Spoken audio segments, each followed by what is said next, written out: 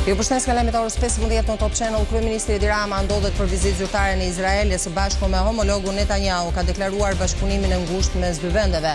Netanyahu tha se Shqipëria qëndroi krah së vërtetës, krah Izraelit kur u sulmua dhe kjo është diçka që e vlerësojnë thellësisht. U them izraelitëve që Shqipëria është një vend i mrekullueshëm, shkoni atje. Ministri i Mbrojtjes Piro Vengu tha sot se Shqipëria nuk është në mes të tensioneve mes Shteteve të Bashkuara të Amerikës dhe Bashkimit Evropian. Ai tregoi planet për modernizimin në bashkëpunim me aleatët dhe blerjen e armëve të reja amerikane dhe izraelite. Vrasja e protestuesit në Minneapolis të Minnesotës në Shtetet e Bashkuara të Amerikës është një thirrje zgjimi për popullin. Këtë ka deklaruar ish-presidenti Barack Obama, ndërsa Bill Clinton thot se nuk e kishte menduar kurrë që ngjarje të tilla të ndodhin në Shtetet e Bashkuara të Amerikës.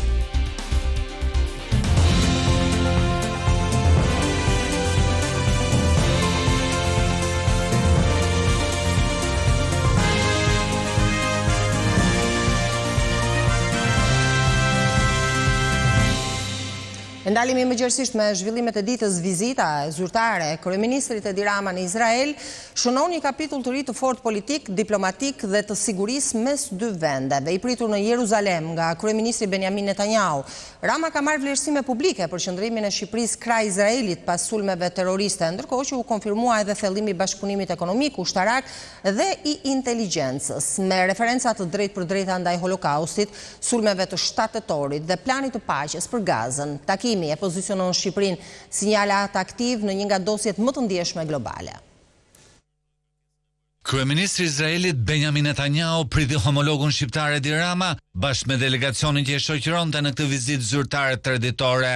Mes dy kryeministrave është zhvilluar një takim kokë me kokë. Më pas Benjamin Netanyahu dhe Edi Rama dhanë një deklaratë për mediat, duke vënë theksin në thellimin e bashkëpunimit mes dy vendeve. Prime Minister Rama is a great friend of the Jewish people. Kryeministri Edi Rama është një mik i madh i Izraelit dhe popullit hebre, po kështu mund të them dhe një mik i madh i imi. Ai përfaqëson shpirtin e vërtetë të Shqipërisë. Njerëzit duhet ta njohin rolin që luajti Shqipëria në ditët më të errta të njerëzimit. Ju qëndruat në krahët e Izraelit kur u sulmuan prej barbarëve. Ne vlerësojmë këtë thellësisht. Ne po ndërtojmë marrëdhënie të shkëlqyera mes Shqipërisë dhe Izraelit. Numri i turistëve izraelit që kanë shkuar në Shqipëri është rritur me 800%, ndoshta 1000 dhe kjo do të rritet. Kemi kompani investuese izraelite për të cilat dimë se ka një mundësi të madhe ekonomike në Shqipëri dhe ka gjëra që mund të zhvillojnë së bashku. Kjo do të çohet më tej me çeljen e dhomës së tregtisë në Jeruzalem. Trashëgimia historike e Shqipërisë në mbrojtjen e hebrejve gjatë Holokaustit e bën këtë lidhje thellësisht të veçantë, një dëshmi që kurrë nuk duhet ta harrojmë. Do të trashëgojmë brez pas brezi. Qeveria është e përkushtuar për ta kremtuar këtë trashëgimi. Vizita në arenën Nova dje ishte trazuese. Pata një ndjenjë lehtësimi moral kundrejt shpirtrave të atij vendi të dhimbshëm, duke ditur se si lam kurrë në bal. Qëndruam krah pengjeve, të cilët kanë dhimbje jo vetëm për izraelitët, por edhe për motrat dhe vëllezërit tanë palestinez. Diçka e përparë dhe e padëgjuar në historinë e barbarive. Shqipëria është nderuar që bëhet pjesë e bordit të paqes dhe shoh këtë ftesë jo vetëm si një njohje, por edhe përgjegjësi morale. Do t'i mbështesim përpjekjet për fshir planin e paqes të Trump dhe do të luajmë rolin ton brenda forcës ndërkombëtare për stabilizimin e Gazës. Në këtë vizitë në Izrael, të kryeministit Edi Rama si pjesë e delegacionit është edhe Vlora Hyseni, numër 1 inteligjencës shqiptare. Kjo do thotë se nuk përjashtohet mundësia edhe një takimi të mundshëm me drejtorin e Mossad, David Barnea. E ministri i Mbrojtjes Piro Vengu tha sot se Shqipëria nuk është në mes të tensioneve mes Shteteve të Bashkuara të Amerikës dhe Bashkimit Evropian. Vengu foli për planet për modernizimin në bashkëpunim me aleatët dhe blerjen e armëve të reja amerikane dhe izraelite. Ministri i Mbrojtjes Piro Vengu deklaroi se 50% e zërave të buxhetit janë investime ku përfshihen edhe blerja armëve moderne për ushtrinë shqiptare, si raketat Javelin dhe dron prej partnerëve britanik dhe amerikan. Ndërsa nga Izraeli do të blihen artilleri e lëvizshme, topa, mortara, kamion ushtarak dhe dron, sikurse kompania ushtarake shqiptare Kajo po bashkëpunon me partner izraelit në rimëkëmbjen e prodhimit të armatimeve në vendin tonë. Në një kohë ku janë shfaqur tensione me Shtetet Bashkuara të Amerikës, Bashkimin Evropian dhe vetë NATO-s, ministri Vengu dha këtë përgjigje se ku qëndron Shqipëria. Nuk jemi mes Washingtonit dhe Brukselit, jemi brenda Washingtonit dhe brenda Brukselit. Ministri Vengu ndal edhe në shtetësimin e Beogradit për marrëveshjen trepalçe të bashkëpunimit mes Shqipërisë, Kosovës dhe Kroacisë në fushën e mbrojtjes. Madje kam qenë unë vet i pari që kam shprehur dhe ftesë pse jo, që Serbia nëse gjykon se rajoni, stabiliteti, qëndrueshmëria dhe ardhmja euroatlantike e vendeve të rajonit është e rëndësishme, atëherë pse jo dhe Serbia ti bashkangjitet kësaj iniciative. Ja u merr mendja që nuk kam marrë përgjigje për sa i përket kësaj ftese. Për bazën e Pashalimanit, ministri Vëngu tha se kemi një marrëveshje që në vitin 1992 me Turqinë dhe i qëndrojmë asaj marrëveshje.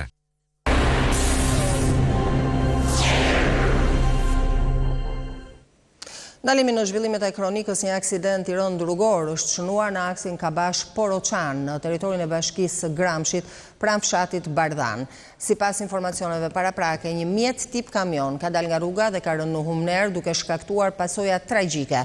Por pasojë të këtij aksidenti, 2 persona kanë humbur jetën në vend, ndërsa një tjetër ka mbetur i plagosur rënd. Në mjet udhëtonin drejtuesi i mjetit, një mësuese dhe një infermiere, pjesë e personelit që shërbejnë në zonat rurale. Mësuesja dhe drejtuesi i mjetit kanë ndruar jetë në vendngjarje, ndërsa infermierja është transportuar në gjendje shumë të rëndë shëndetësore drejt spitalit. Policia dhe grupi hetimor ndodhen në vendngjarje dhe po punojnë për zbardhjen e shkaqeve të këtij aksidenti. Mëngjesin e sotëm në Durrës, një 56 vjeçar ka goditur me thik duke lënë të plagosur vajzën e tij në vendin e saj të punës. Edhe një person i dytë është plagosur, po ashtu policia thotë se ai është një kalimtar, por persona që e njohin thonë se është koleg i vajzës. Një ngjarje e rëndë ndodhi paraditën e së hënës këtu në lagjen numër 12 të qytetit bregdetar të Durrësit. Sipas policisë, Mikel Ndoj, 56 vjeç nga Durrësi, u paraqit pranë kësaj agjencie imobiliare në të cilën punonte e bia. Jessica Ndoj, e cila mbrëmjen e kaluar ishte kthyer nga Italia. Sipas hetimeve paraprake, rezulton se Mikel Ndoj, autori dyshuar i ngjarjes, kërkonte ribashkim me familjen pas një divorci të kryer 6 vite më parë. Në këtë ngjarje të rëndë, Jessica u godit 2 herë me thik nga babai i saj. I plagosur mbeti edhe një koleg i saj. Të dy punonin në këtë agjenci imobiliare me përqindje. Aty e kam pa, shumë vajzë mirë është. Djalin se kam pa, së njoh. Të plagosurit janë jashtë rrezikut për jetën dhe po trajtohen në spital. Sipas hetimeve, prindërit e 24 vjeçares ishin ndarë pasi 56 vjeçari ushtronte dhunë në familje. Ai ishte kthyer vetëm disa kohë më parë nga Italia ku kishte vuajtur një dënim, ndërkohë qëndronte në këtë lagje ku punonte, jo vetëm e bia, por edhe ish bashkëshortja e tij. Ai është paraqitur ditën e sotme pranë agjencisë dhe pas konfliktit verbal me të bijën, që ka vazhduar me një konflikt fizik, ka qelluar me thik të bijën. Onart Memlika, njeriu që punonte në të njëjtën agjenci, ka ndërhyrë për t'i ndarë, e ai ka mbetur i plagosur. Me një herë pas kësaj, 56 vjeçari është larguar nga vendi i ngjarjes dhe po kërkohet nga policia. Në Emiratet e Bashkuara Arabe është arrestuar një shqiptar i kërkuar si kreu i një organizate kriminale shqiptare. Teksa SPAK vionte zbërthimin e komunikimeve në rrjetin Sky CC dhe rëndonte pozitën penale pavarësisht dënimit në mungesë me 10 vite, 39 vjeçari Bujar Sefa, që njihet edhe me mbiemrin Zaka, zgjodhi Emiratet e Bashkuara Arabe për t'ju fshehur drejtësisë, por planet këtë herë nuk funksionuan, pasi ai u lokalizua dhe u vu në pranga dhe menjëherë nisën procedurat për ta ekstraduar në vendin ton, ku do të përballet me drejtësinë për 5 vepra penale. Sefa akuzohet se në vitin 2020 ka qenë drejtuesi një grupi kriminal që në rrethinat e Krujës kultivoi kanabis sativa. Në këto dyshime, gjykata e posaçme e dënoi në korrik të vitit 2024 me 10 vite burgim. Mëtej, zbërthimi i komunikimeve në rrjetin Sky CC zbuloi se ai ishte pjesë i një grupi prej 14 personash që dyshohet se trafikonin kokainë dhe marijuanë në 3 linja trafiku. E para ishte nga vendet e origjinës drejt Orlandës, ndërsa 2 linjat e tjera lidheshin me trafikun e marijuanës, me piknisje nga Shqipëria, tranzit në Malinezi me destinacion final Gjermanin, ndërsa linja e tretë e çonte marijuanën shqiptare drejt Turqisë. Hetimi për këtë grup kriminal ka nisur që në vitin 2024 dhe fal bashkëpunimit me autoritetet e huaja dhe shkëmbimit të letërporosive me Holandën, Turqinë dhe Malinezi, u arrit finalizimi i operacionit. Gjatë këtij operacioni, në dhjetor të një viti më parë u vu në pranga 7 persona, ndërsa 3 të tjerëve, mes tyre dhe vllait të bujarit Islamit, ju komunikua masa e sigurisë në burg, ku vuanin dënimin për vepra të tjera penale. Mes të arrestuarve ishte edhe Recep Raja, djali ish deputetit të Partisë Socialiste Rahma Raja. Në pranga po ashtu ran edhe kushërinjtë e tij Gazmir dhe përparim Raja. Gjykata autorizoi në atë kohë 11 kontrolle ambientesh, mes tyre edhe të fisit Raja, ku u sekuestruan 430.000 euro, shuma në lek dhe pound, një armë zjarri dhe sende të tjera të vlefshme për këtë hetim. Policia e Gjirokastrës ka arrestuar një 38 vjeçar që dyshohet se ka ngacmuar seksualisht një 12 vjeçare. Burimet thonë se autori bashkëtonte me nënën e vajzës së mitur. Policia e Gjirokastrës ka arrestuar 39 vjeçarin Klement Kursa me origjinë nga Dibra dhe banim të përkohshëm në Gjirokastër, pasi dyshohet se ka kryer ngacmim seksual ndaj një vajze 12 vjeçare, e cila është e bija e bashkëtuesit së tij. Ngjarja u zbulua pas denoncimit të bërë nga vetë mitura. Ndërkohë që policia e Gjirokastrës po vijon veprimet procedurale, mësohet se Kursa ishte arrestuar vetëm 5 ditë më parë në një aksion të përbashkët të policisë së Dibrës dhe Gjirokastrës, pasi ai dhe vllai i tij binjak dyshohen si autor të një vrasje të ndodhur në Dibër në vitin 2018. Gjatë kontrollit në banesën e tyre në Gjirokastër, policia sekuestroi 3 armë zjarri, municion luftarak, një thik, një mask dhe disa aparate celular. Pavarësisht kësaj, gjykata e Gjirokastrës e kishte lënë të lirë Kursën një javë më parë, ndërsa sot ai është arrestuar sërish, këtë herë për ngacmim seksual ndaj të miturës. Vajza do t'i nështrohet ekspertizës mjekoligjore për verifikimin e denoncimit. Hetimet për vrasjen e Jani Aliajt në burgun e Korydallos në Greqi kanë marrë një kthes të papritur. Po hetohet si autor një shqiptar nga Tepelena i dënuar me burgim të përjetshëm që ishte në të njëjtin sektor me Jani Aliajin. Vrasja 49 vjeçarit Jani Alia brenda burgut të sigurisë së lartë në Korydallo ka marrë një kthes të re. Hetimet e autoriteteve greke kanë ngritur dyshime të forta se autori i krimit mund të jetë Giuliano Halili, 44 vjeç nga Tepelena, i dënuar me burgim të përjetshëm. Sipas burimeve hetimore, Halili ndodhej në të njëjtin sektor me viktimën dhe në qeli pranë tij. Ai rezultoni plagosur gjatë ngjarjes, çka ka shtuar dyshimet se ka qenë i përfshirë drejt për drejt në vrasje.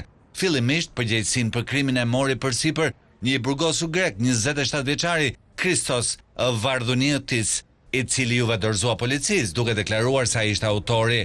Megjithatë, autoritetet kanë vënë re se në trupin e tij nuk ka shenja për leshe, ndërsa i vetmi i dëmtuar fizikisht në vendngjarje ishte Giuliano Halili. Burime pranë hetimit bën me dije se brenda komunitetit të burgjeve është përfolur që në orët e para pas ngjarjes se Halili është autori real, ndërsa i burgosur i grek dyshohet se është plagosur ose është kërcënuar për të marrë përsipër fajin. Këto informacione kanë shtyrë policin greke të thellojë hetimet dhe të rishikojë versionin fillestar të ngjarjes. Ndërkohë, burimet të tjera bëjnë me dije se Jani Aliaj ishte përmendur prej vitesh në dosje timore si person i dyshuar për përfshirjen në përplasjet atë ashtu quajturës mafia greke. Megjithse këto dyshime nuk u provuan kurrë zyrtarisht, Giuliano Halili, i njohur edhe me nofkën Nino, konsiderohet si një prej personazheve më të rrezikshëm të botës së krimit në Greqi. Ai është dënuar me burgim të përjetshëm për disa vrasje me pagesë. Në vitin 2011 në Kalamata ai akuzohet se vrau Fillim Masajan dhe djalin e tij të mitur, një krim i porositur për larje e sapesh nga kriminali grek Vasilis Varelas. Në vitin 2018 Halili u arratis nga porti Pireut gjatë transferimit drejt burgut, por u kap pak orë më vonë. Në qershor të vitit 2024 brenda po të njëjtit burg në Korydallos, ai vrau Alfons Ndocin dhe plagosi një tjetër të burgosur, një ngjarje që dyshohet se ishte porositur nga jashtë. Autoritetet greke po vijojnë hetimet për të zbardhur plotësisht rrethanat e vrasjes së Jani Aliajt dhe për të përcaktuar autorin e vërtet të krimit. Mbledhja e gjyqtarëve kushtetues ka vendosur të kalojë në seancë plenare kërkesën e kryebashkiakut të Tiranës Erion Velia, i cili ka ngritur pa ditë duke pretenduar se arrestimi i tij është i papajtueshëm me kushtetutën. Duke kërkuar heqje të masës arrest me burg si antikushtetues, Velia i ka kërkuar që të lejohet të dalë nga burgu me një sër argumentash, një prej të cilëve të lejohet të ushtrojë kompetencat e kryetarit të bashkisë përsa kohë që gjykata kushtetuese nuk e pranoi shkarkimin e tij nga detyra. Kalimi në seancë plenare do të thotë se shqyrtohen provat shkresore edhe të Erion Veliajt edhe të SPAK, që deri më tani ka insistuar në disa gjykata mbajtje në burg të kryebashkiakut. Çështja ndaj Veliajt nën akuzë për korrupsion vazhdon në seancë paraprake, ndërsa me padin në kushtetuese kryebashkiaku kërkon shfuqizimin e vendimeve të gjykatave më të ulta, duke nisur nga i muajit shkurt 2025 dhe në vazhdim.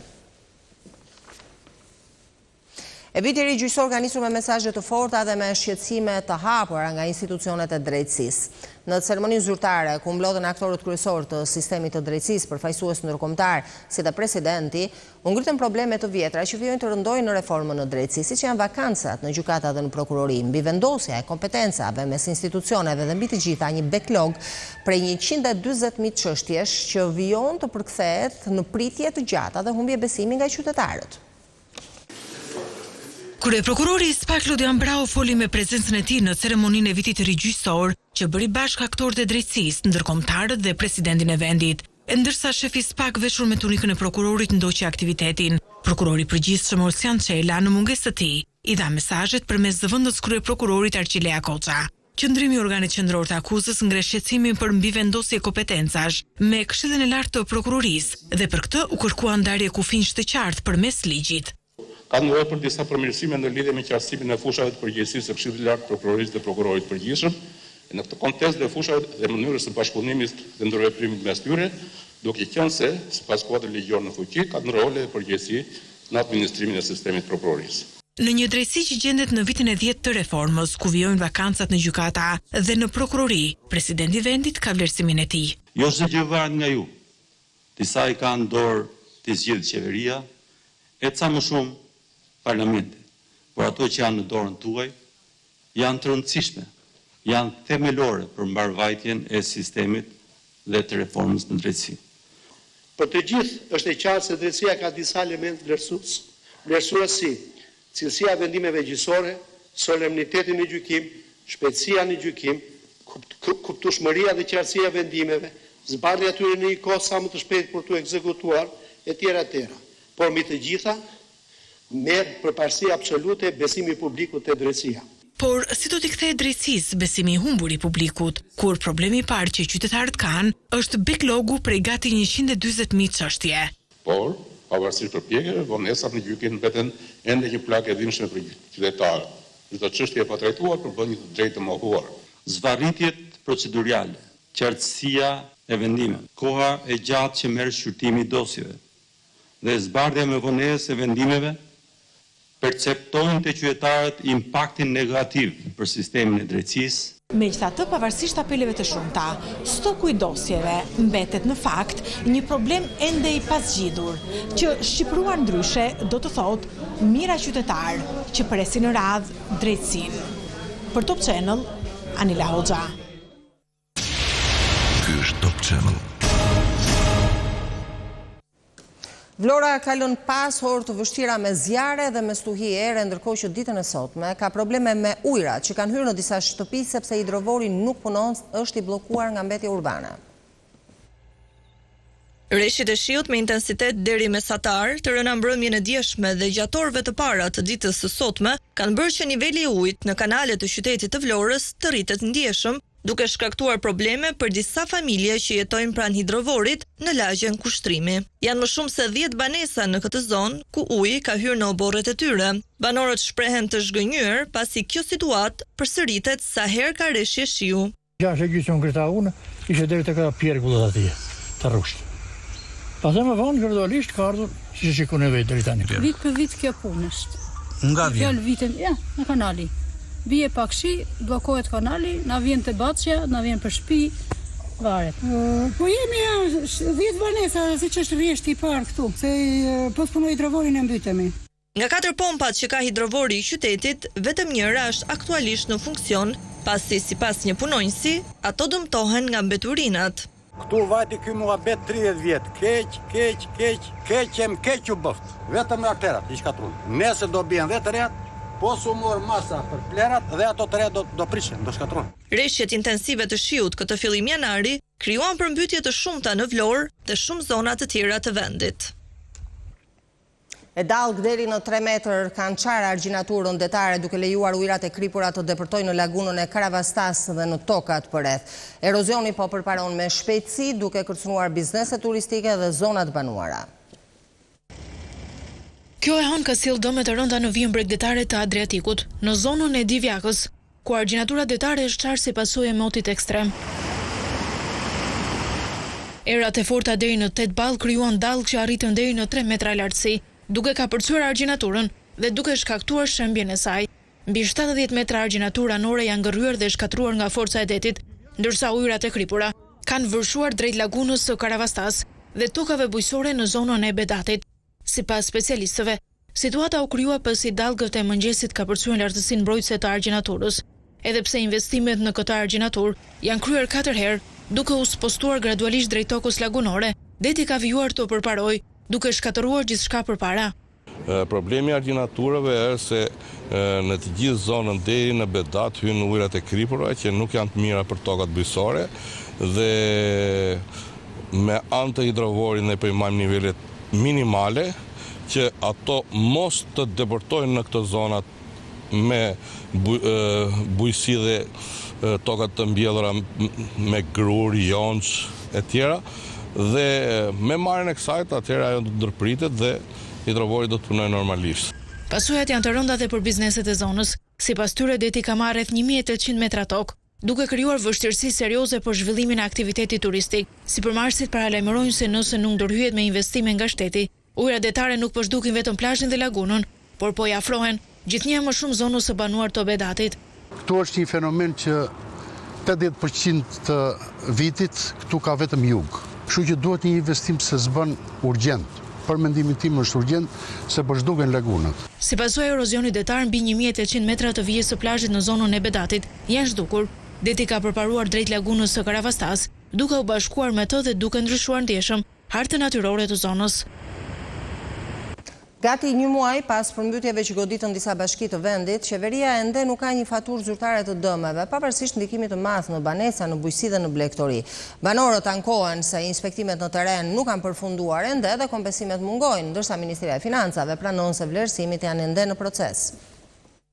Po kalon pothuajse një muaj nga përmbytjet që prekën shumë bashki në vend duke shkaktuar dëme të konsiderueshme në banesa, bujqësi dhe blegtori, por ende nuk ka një faturë të përgatitur nga Ministria e Financave dhe Bujqësisë. Se sa arrin vlera, edhe pse një pjesë e banorëve në shumë qytete ankohen se akoma nuk janë inspektuar në terren, Ministri Malaj thotë se vlerësimet po vazhdojnë, ndërsa nuk përjashtoi mundësinë që në draftin e ri për sigurimin nga fatkeqësitë natyrore do të përfshihen dhe përmbytjet. Është ende në vlerësim përkatëse që po bën për të pasur një faturë finale se sa do të jetë vlera e faturës me të cilën shteti shqiptar do të kompensojë tokat e përmbytura. Sigurimi i pronave do të bëhet dhe do të menaxhohet nga shteti, pra do të ketë një shoqëri. Për fatkeqësitë e tjera natyrore do duhet që të bëhet një vlerësim dhe një analizë risku me zona, sepse nuk mundet përcaktojmë një sigurim të detyrueshëm për përmbytjet në zona ku nuk kemi përmbytje. Në këtë konferencë të zhvilluar për aksionin anti-informalitet në paga, duke nisur nga sektori i ndërtimit, Vetëdrejtoria e Tatimeve dhe Ministria e Financave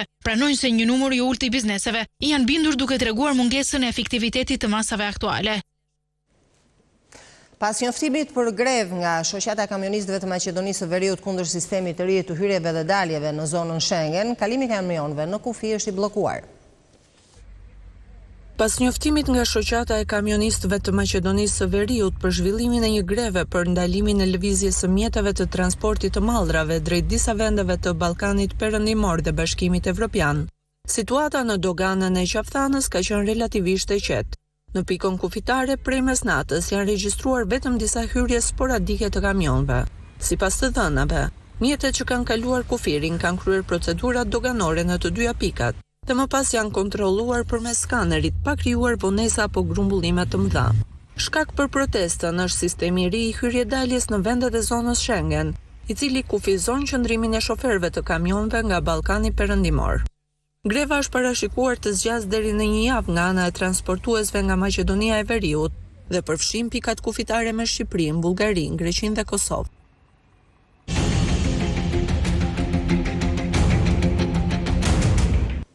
Shoqëria civile ka marrë në dorë bashkimin e opozitës pasi Partia Demokratike nuk arriti në asnjë moment pas zgjedhjeve të ulet bashkë në një tryezë me të vegjëlit.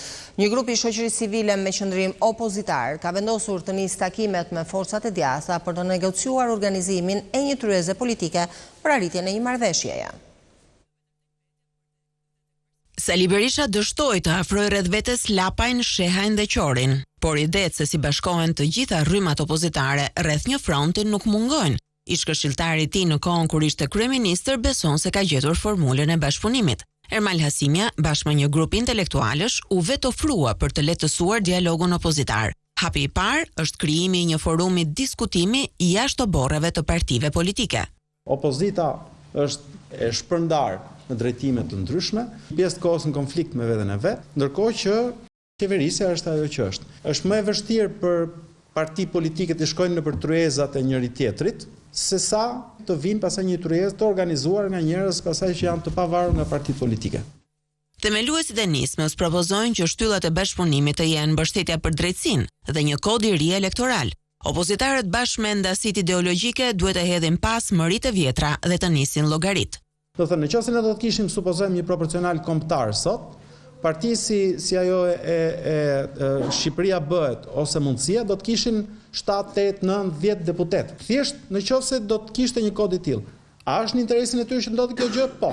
Forumi I dialogut nis nga sot punën për organizimin e një tryeze të përbashkët, tesa dhe dera është e hapur për të gjithë partitë dhe faktorët opozitar, të cilët do të kontaktohen nga grupi nismëtar.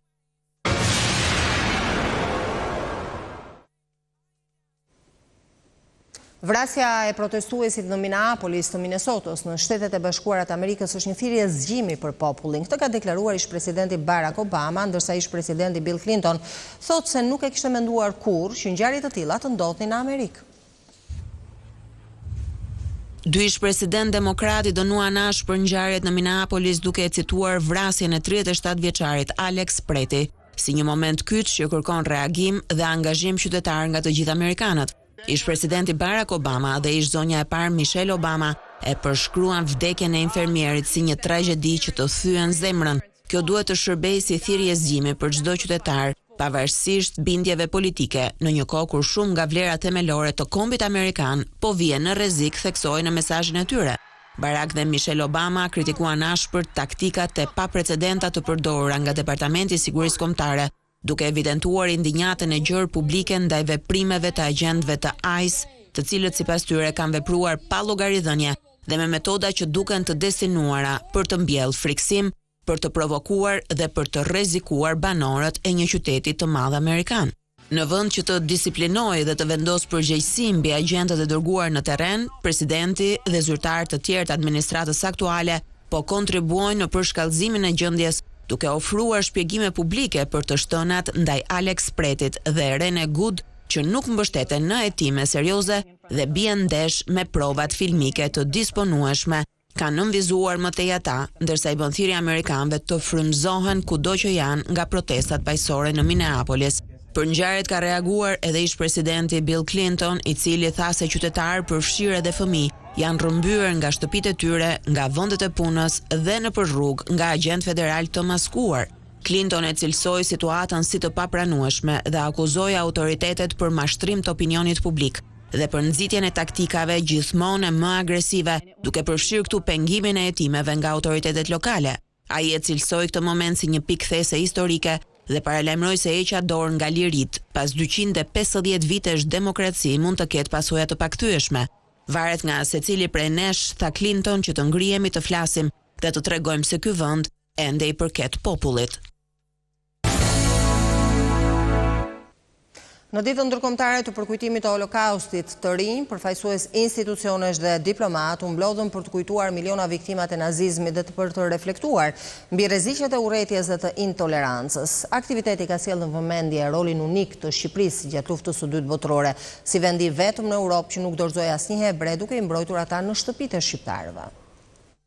Është përgjegjësia jone e përbashkët që të kujtojmë dhe të reflektojmë mbi tragjedinë që preu përdhunshëm dhe në mënyrën më barbare fillin e jetës së 6 milion të pafajshmëve. Të rinjt u bën pjesë e një aktiviteti për ditën ndërkombëtare të përkujtimit të Holokaustit në Piramidën e Tiranës, duke kujtuar si Shqipëria u bë strej për qindra hebrenj, që gjetën mbrojtje dhe siguri në shtëpitë e shqiptarëve. Në një kohë kur Europa hapte varre, shqiptarët hapën dyert e shtëpive dhe të zemrave tyre.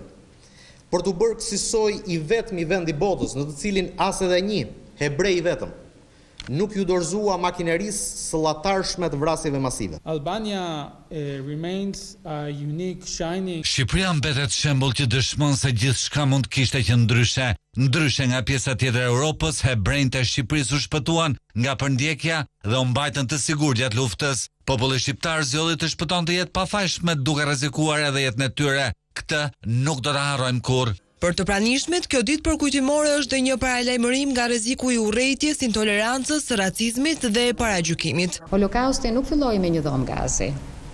Nuk filloi me një fjalë, nuk filloi me një shprehje urrëtie, po filloi me dal nga dal. Me parceleta raciste, me teori komploti për të tjerët, me ligje diskriminuese që një pjesë e shoqërisë i pranoi si normale. Indiferenca është gjithmonë një oksigjen për krime të tilla. Më 27 janar 1945, forcat e armatosura sovjetike çliruan kampin nazist të përqendrimit dhe shfarosës Auschwitz-Birkenau, ku u vranë rreth 1.1 milion njerëz, por ky kamp ishte vetëm njëri nga vendet e shumta të internimit dhe vrasjeve masive nga Gjermania naziste në Europë. E ishte gjithçka për këtë edicion lajmesh. Faleminderit që na ndoqët. Mirupafshim.